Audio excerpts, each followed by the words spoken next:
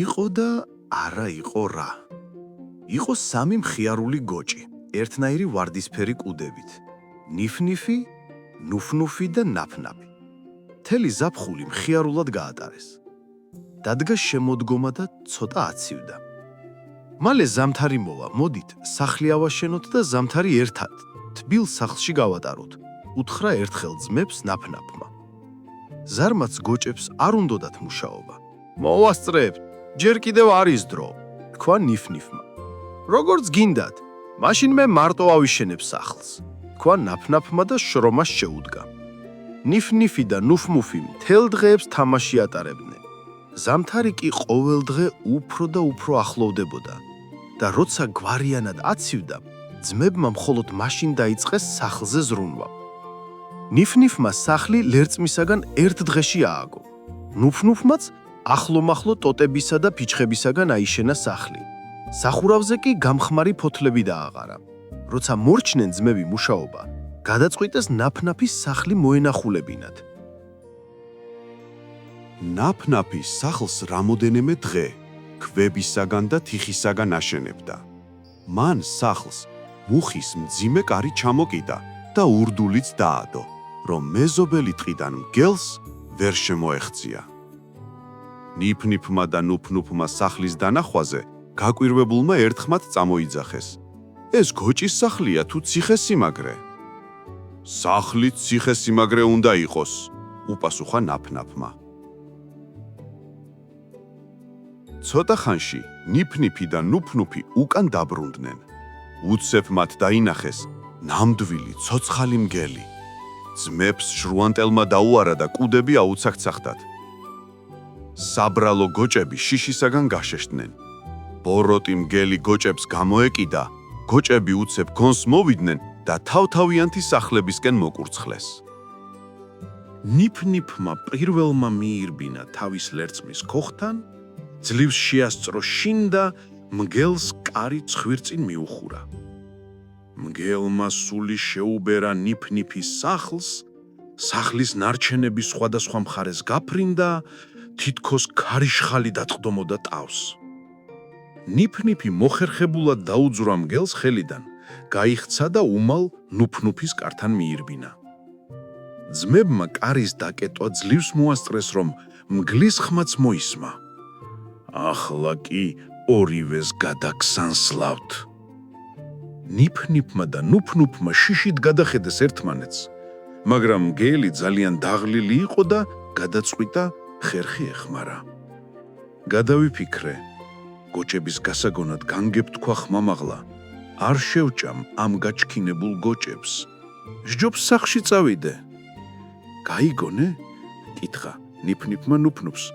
თქვა რომ არ შეგვჭამს. ძალიანაც კარგი, თქვა ნუფ-ნუფმა და მაშინვე შეწყვიტა კანკალი. ძმები ძალიან გახალისდნენ და თითქოს არაფერი მომხდარიყოს, სიმღერა შემოსძახეს. მგელი კი წასვლა სულაც არ ფიქრობდა. ის უბრალოდ გვერდზე გავიდა და დაიმალა. ძალიან ეცინებოდა, თავს ძლივს იკავებდა, რომ არ ახარხარებულიყო. რა მარჯვედ მოატყუა ეს ორი სულელი, პატარა გოჭი. როცა გოჭები დამშვიდნენ, მგელმა ცხვრის ქურქი აიღო და ფრთხილად მიუახლოვდა სახლს. კარებთან ქურქში გაეხვია და წყნარად დააკაკუნა. ნიფ-ნიფი და ნუფ-ნუფი ძლიერ შეშინდნენ. ვინ არის? იკითხეს მათ და კუდები ისევ აუცახცახდათ. ეს მე ვარ, საწყალი პატარა ბეკეკა, დაიწრიპინა მგელმა წვრილი უცხო ხმით. შემომიშვით და ღამე გამათენებინეთ, ფარას ჩამოვჩი და ძალიან დაღლილი ვარ. შემოუშვათ?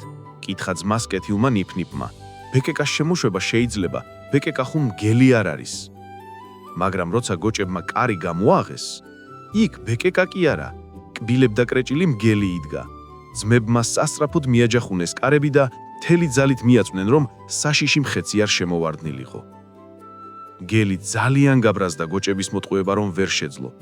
ცხვრის ქურქი მოისრონა და დაიღრიალა. აბა დამაცადეთ, ამ სახლისაგან აღარაფერი დარჩება და სული შებერვა დაიწყო.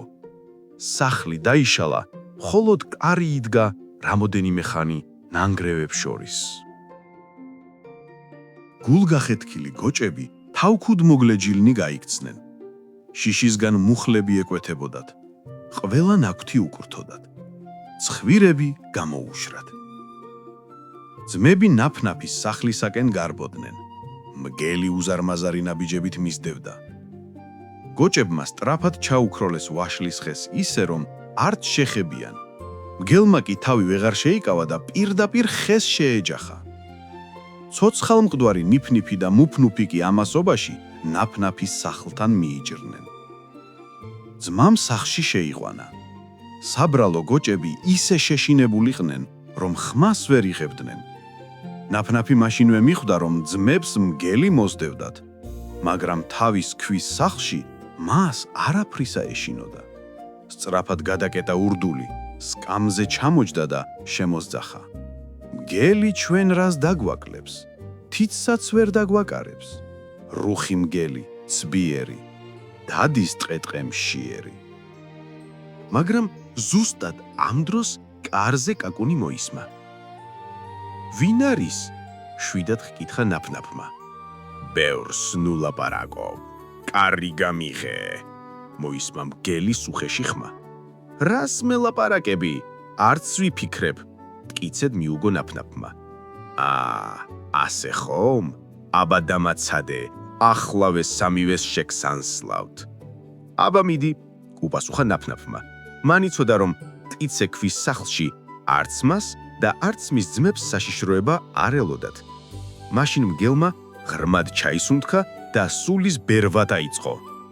მაგრამ რამდენიც არ უბერა, ერთ პატარა ქვასაც ვერ უყოძვრა. მგელი სულ გალურჩდა. სახლი კი ციხესიმაგრესავით იდლა. მაშინ მგელმა კარებს დაუწყო ჯაჯგური, მაგრამ არც კარი დაემორჩილა. გააფთრებულმა მგელმა სახლის კედლების ფხაჭნა და ქვების ღრნა დაიწყო, მაგრამ ამით მხოლოდ კლანჭები და კბილები დაიმტვრია. მშიერ და ბოროტ მგელს იზღად არჩენოდა, რომ კუდა მოძუებული ტყეში დაბრუნებულიყო.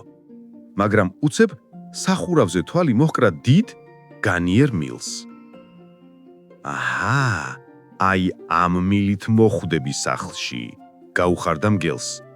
ის ფრთხილად აძვრა სახურავზე და მიაყურა და სახლში სიწყნარე იყო.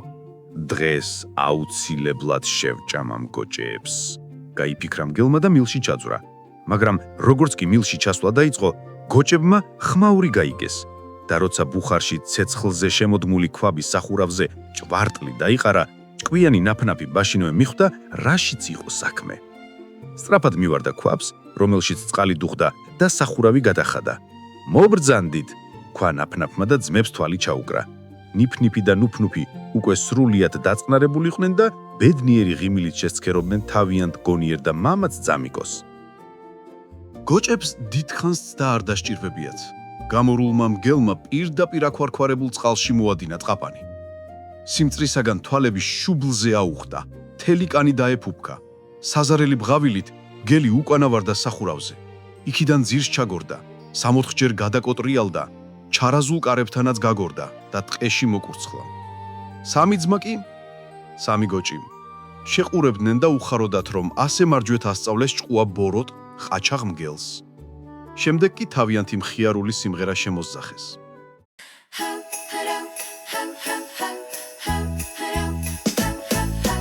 გელი ჩვენ რას დაგვაკლებს, თითსაც ვერ დაგვაკარებს, რუხი მგელი ცბიერი, დადის ტყე-ტყე მშიერი, ცისკიდემდე რომ მიარო, მოიარო მთა-დაველი, ჩვენი სახლის გავს მაგარ სახლს, ვერსად ვერ შეხვდებით, არ გვაშინებს ელვაქარი, არც ხეცების გვეშინია, ჩვენი სახლი ხომ ქვის არის, ზედურდულია კენია.